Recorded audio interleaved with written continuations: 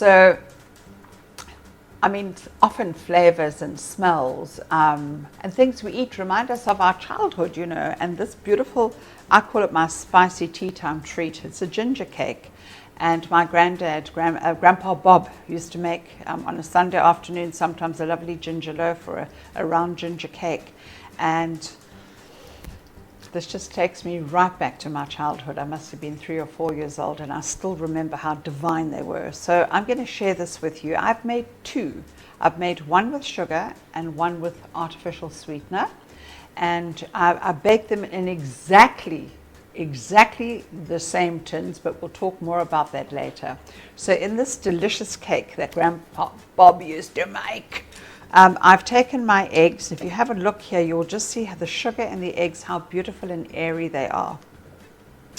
And I've just mixed them all up beautifully together. And then I've got some golden syrup. I love golden syrup in a cake, especially in a gingerbread or a ginger cake. You know what, when you make beautiful brownies, golden syrup is just the bomb.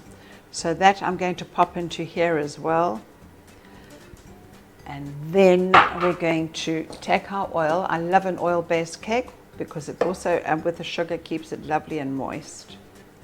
It's amazing how sugar just changes the whole texture of a cake. I'm going to just stir that around. And then a very, very strong cup of rooibos tea. I love rooibos. Here we go, nice strong cup of rooibos tea. And I'm going to take this right back to my mixer and just get this all beautifully incorporated, and then we're going to add the dry stuff. Okay, so I've got my oil and I've got my rooibos tea and I've got my sugar and the eggs and everything that go with it. And we're going to put some ginger, cloves. This is really a beautiful spicy cake.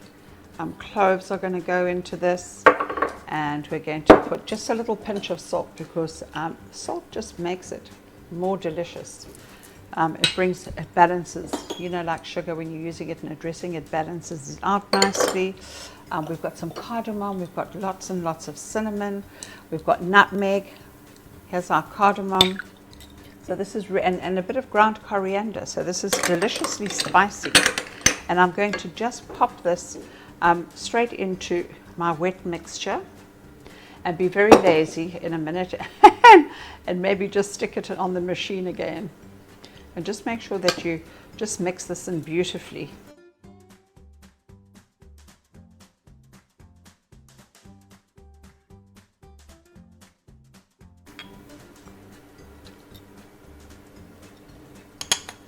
I've just given that a whisk just to incorporate all the ingredients and make sure the flour's in nicely. And now I'm adding, I always add last, and I think it's something that you should remember, is the raising agent. Put it at the end, because if you are mucking about or someone rings the doorbell, you don't want your cake rising and while you're not attending to it.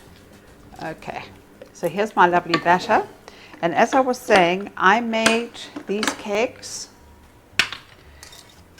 with the same recipe, except the one I did use a little bit of, here are the tins. Here's tin number 1, exactly the same as tin number 2. So I want to just show you the difference between baking with sugar and baking with artificial sweetener.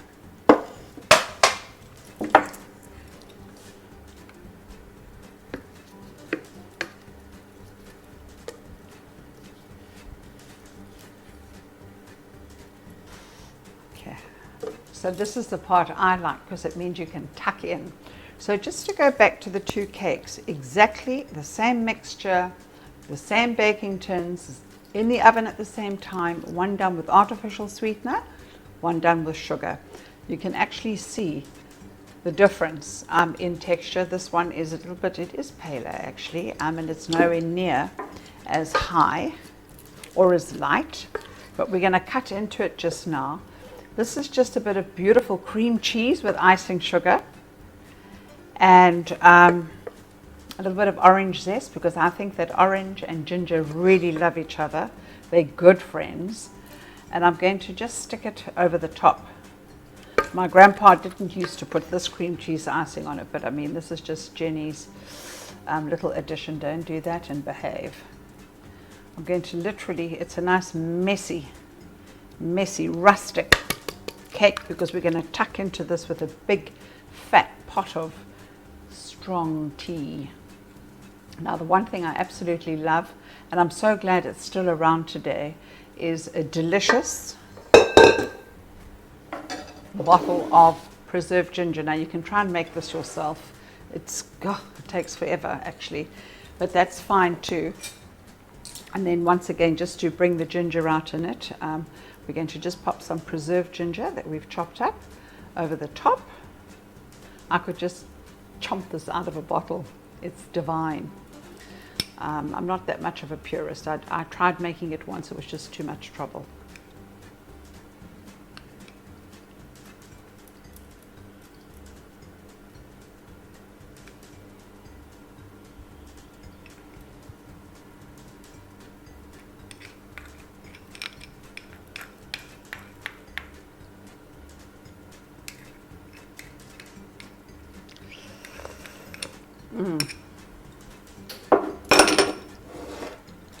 I have to say that makes me really, really happy.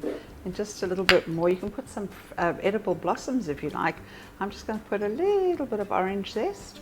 You can also use caramelized orange zest if you like. And then, just to be really nostalgic, the way Grandpa Bob used to make it, he used to just take a little bit of icing sugar and just dust it over the top. So there you have it. We're going to cut into these cakes now and have a look-see. Oh wow.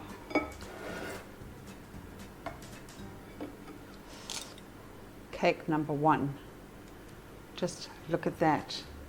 That is so moist and so delicious. I'm a silly girl because I didn't bring myself a plate, but it's fine. I have a chopping board here.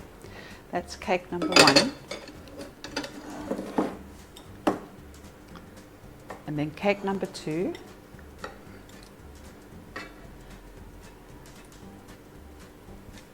So have a look-see.